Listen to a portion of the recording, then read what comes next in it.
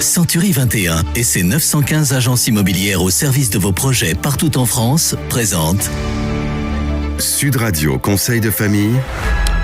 Et c'est l'heure de retrouver Conseil de famille. Bonsoir Stéphane Moller. Et bonsoir Philippe Rossini. Stéphane, vous êtes associé au sein du cabinet VIA et nous nous retrouvons chaque soir pour parler immobilier, finance, droit de la famille en fait, pour parler de gestion de patrimoine.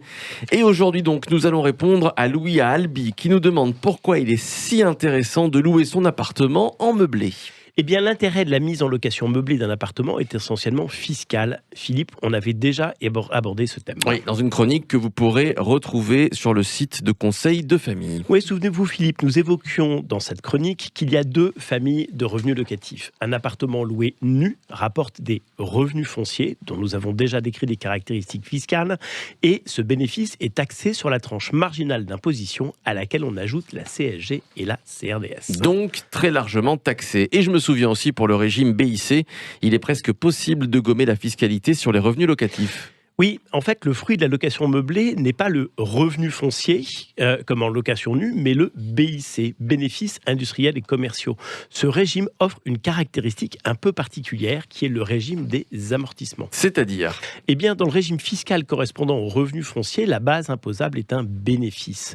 Ce bénéfice est constitué de la différence entre les revenus et les charges foncières. Les charges correspondent à tout ce qui a été dépensé par le propriétaire pour la gestion et l'entretien de son bien. Oui, et dans le régime BIC, celui de la location meublée. Alors le bénéfice se calcule selon le même principe, mais on y ajoute une charge supplémentaire, l'amortissement du bien immobilier. Prenons un exemple. Imaginons un bien immobilier dont la valeur est de 100 000 euros. Cet appartement rapporte 5 000 euros par an de loyer. Avec 1 000 euros par an de charges, de gestion et d'entretien, le revenu foncier génère un bénéfice de 4 000 euros par an. En BIC, mon bénéfice sera de 0. Je n'ai donc pas de bénéfice et donc pas d'impôt. Et comment cela se fait-il, Stéphane ? Eh bien, mon appartement de 100 000 euros, je vais l'amortir sur une durée de 25 ans. Je vais donc passer 4 000 euros de charges par an. Ce sont des charges comptables, fictives, que je ne décaisse pas.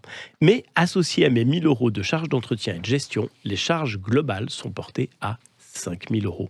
Les charges sont identiques aux revenus. Il n'y a donc pas de fiscalité pendant 25 ans. Donc, avec la location meublée, il existe un artifice comptable qui peut me permettre de ne pas payer d'impôt sur mes revenus locatifs. Exactement, mais cela ne peut s'organiser seul, donc parlez-en à votre gestionnaire de patrimoine ou à votre comptable.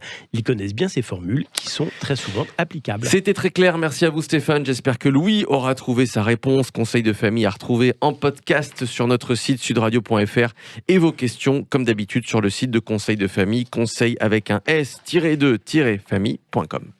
C'était Sud Radio Conseil de famille. avec Century 21 et ses 915 agences immobilières au service de vos projets partout en France.